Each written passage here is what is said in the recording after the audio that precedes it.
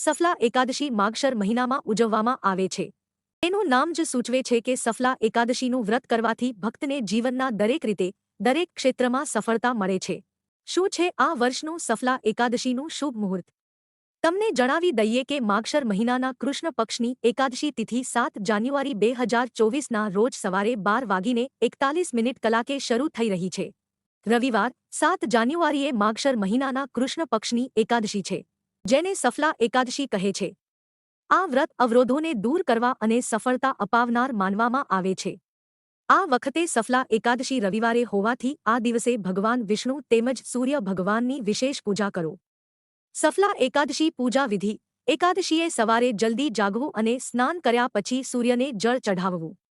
ઘરના મંદિરમાં ભગવાન વિષ્ણુ સામે વ્રત અને પૂજા કરવાનો સંકલ્પ લેવો। પૂજામાં ભગવાન વિષ્ણુ સાથે જ મહાલક્ષ્મીની પ્રતિમા પણ મૂકો। બંને દેવી દેવતાઓનો દક્ષિણાવર્તી શંખથી અભિષેક કરો। શંખમાં કેસર મિશ્રિત દૂધ ભરો અને ભગવાનને ચઢાવો। તે પછી સ્વચ્છ જળથી અભિષેક કરો, પીળા વસ્ત્ર ચઢાવો, સિઝનલ ફળ અને મીઠાઈનો ભોગ તુલસી સાથે ધરાવો। પૂજામાં નમો ભગવતે વાસુદેવાય મંત્રનો જાપ કરો। એકાદશીએ શિવલિંગ ઉપર તાંબાના લોટાથી જળ ચઢાવો અને નમઃ શિવાય મંત્રનો જાપ કરો। બાળ ગોપાલનો અભિષેક કરો। તુલસી સાથે માખમિશ્રીનો ભોગ ધરાવો। કૃષ્ણાય નમઃ મંત્રનો જાપ કરો। કોઈ મંદિરમાં ધન, અનાજ અને પૂજાની સામગ્રીનું દાન કરો। ગૌશાળામાં ધન અને લીલું ઘાસ દાન કરો। ગુરુવારે કોઈ જરૂરિયાતમંદ વ્યક્તિને ઊનના વસ્ત્રનું દાન કરો। સફલા એકાદશી વ્રત કથા: સફલા એકાદશીએ વિશેષરૂપે દીપદાન કરવાનું વિધાન છે। રાત્રે વૈષ્ણવ પુરુષો સાથે જાગરણ કરવું જોઈએ। જાગરણ કરનારાને તે ફળની પ્રાપ્તિ થાય છે, જે હજારો વર્ષ તપ કરવાથી પણ નથી મળતું। નૃપશ્રેષ્ઠ: હવે સફલા એકાદશીની શુભકારિણી કથા સાંભળો। ચંપનવતી નામનું એક વિખ્યાત નગર કે જે પહેલા રાજા મહિષ્મતની રાજધાની હતી। રાજર્ષિ મહિષ્મનના 5 પુત્રો હતો, જેમાં જે મોટો હતો તે સદાય પાપ કર્મમાં જ રત રહેતો હતો, પરસ્ત્રીગામી અને વૈશ્યાસ્કત હતો। એણે પોતાના પિતાના ધનનો પાપ કર્મમાં જ ખર્ચ કર્યો હતો। એ હંમેશા દુરાચારપ્રાયણ અને બ્રાહ્મણોનો નિંદક હતો। તે વૈષ્ણવો અને દેવોની હંમેશા નિંદા કરતા હતો। પોતાના પુત્રને આવો પાપાચારી જોઈને રાજા મહિષ્મતે રાજકુમારોમાં એનું નામ લુંબક રાખી દીધું। પછી પિતા અને ભાઈઓએ મળીને એને રાજ્યમાંથી બહાર કાઢી મૂક્યો। લુંબક ગાઢ જંગલમાં ચાલ્યો ગયો। ત્યાં જ રહીને એણે નગરમાંનું ઘણું ખરું ધન લૂંટી લીધું। એક દિવસ જ્યારે એ રાત્રે ચોરી કરવા નગરમાં આવ્યો ત્યારે ચોકીદારોએ એને પકડી લીધો। પરંતુ જ્યારે એણે કહ્યું કે હું રાજા મહિષ્મતનો પુત્ર છું, ત્યારે ચોકીદારોએ એને છોડી મૂક્યો। પછી એ વનમાં પાછો આવ્યો। એને માંસ અને ફળો ખાઈને જીવન નિર્વાહ કરવા લાગ્યો। એ દૃષ્ટનું વિશ્રામસ્થાન એક પીપળાના વૃક્ષ પાસે હતું। ત્યાં ઘણા વર્ષોનું જૂનું પીપળાનું વૃક્ષ હતું। આ વતનમાં એ વૃક્ષ એક મહાન દેવ માનવામાં આવતું હતું। પાપ બુદ્ધિ લુંબક ત્યાં જ રહેતો હતો।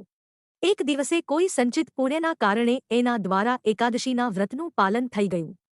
માગશર માસના કૃષ્ણ પક્ષની દસમીના દિવસે પાપી લુંબકે ફળ ખાધા અને વસ્ત્રહીન હોવાને કારણે રાતભર ઠંડીમાં ઠૂંઠવાતો રહ્યો।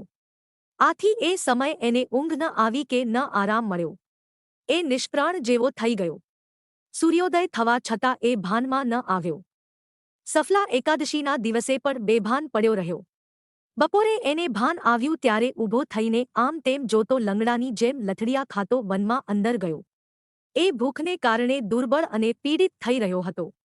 રાજન: જ્યારે લુંબક ઘણા બધા ફળો લઈને વિશ્રામસ્થાને આવ્યો ત્યાં સુધીમાં સૂર્યોદય અસ્ત થઈ ગયો હતો।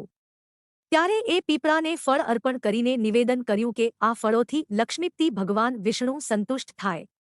આમ કહીને લુંબક રાતભર ઊંઘ્યો નહીં। આ પ્રમાણે અનાયાસે જ એણે આ વ્રતનું પાલન કરી લીધું। એ સમયે આકાશવાણી થઈ: રાજનકુમાર, તું સફલા એકાદશીના પ્રસાદથી રાજય અને પુત્ર પ્રાપ્ત કરીશ। ઘણું સારું કહીને એણે વરદાન સ્વીકારી લીધું। ત્યાર પછી એનું રૂપ દિવ્ય થઈ ગયું અને એની ઉત્તમ બુદ્ધિ ભગવાન વિષ્ણુના ભજનમાં લાગી ગઈ। દિવ્ય આભૂષણોની શોભાની સંપન્ન થઈને એણે નિષ્કંટક રાજય પ્રાપ્ત કર્યું અને 15 વર્ષ સુધી એ રાજય કરતો રહ્યો। એ સમયે ભગવાન શ્રીકૃષ્ણની કૃપાથી એને મનોજ્ઞ નામના પુત્રની પ્રાપ્તિ થઈ। જ્યારે પુત્ર મોટો થયો ત્યારે લુંબકે તરત રાજ્યની મમતા છોડીને રાજય પુત્રને સોંપી દીધું અને એ ભગવાન શ્રીકૃષ્ણના ચરણોમાં પહોંચી ગયો કે જયા જઈને મનુષ્ય ક્યારે શોકમાં નથી પડતો। આ પ્રમાણે જે સફલા એકાદશીનું ઉત્તમ વ્રત કે છે તે આ લોકમાં સુખ ભોગવીને મૃત્યુ પછી મોક્ષ પ્રાપ્ત કરે છે. સંસારમાં એ મનુષ્ય ધન્ય છે કે જે સફલા એકાદશીના વ્રતમાં સંલગ્ન રહે છે અને એનો જ જન્મ સફળ છે. આના મહિમાને વાંચવા સાંભળવા અને અનુસાર આચરણ કરવાથી મનુષ્ય રાજ્ય સૂર્ય યજ્ઞનું ફળ મેળવે છે.